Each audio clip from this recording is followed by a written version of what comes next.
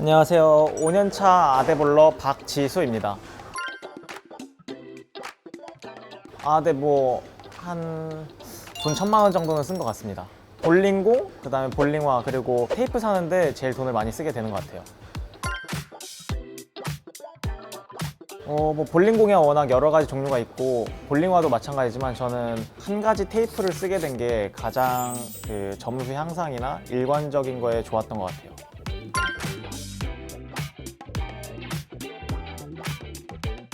입문템이라고 한다면 일단 기본적으로 볼링화라고 할 수 있고요.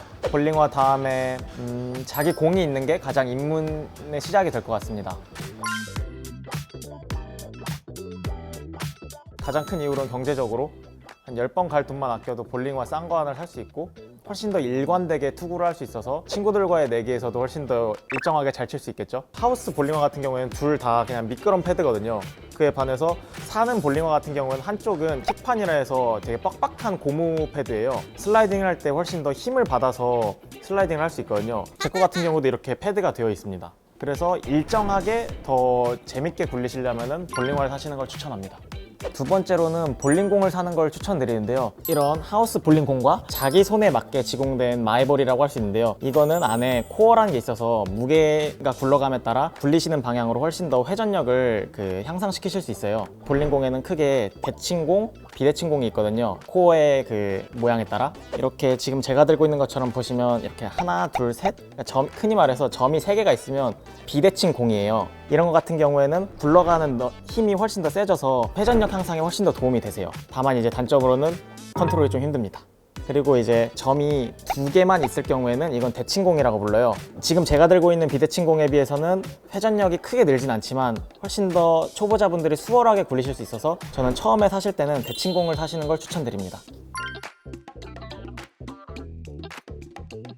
흔히 동호회 같은 데 가면은 여자는 14, 남자는 15 약간 이런 걸 국룰이라고 말하죠. 그거는 조금 처음 시작하기에 너무 헤비하지 않나 그런 생각이 들어요. 여성분들이 보통 치실 때 기껏해야 한 9파운드 정도를 치시는데 그걸 갑자기 이제 5파운드를 올려버리면은 아무래도 손목 같은 데 부담이 엄청나고 공에 딸려가시는 느낌이 많이 들 거예요.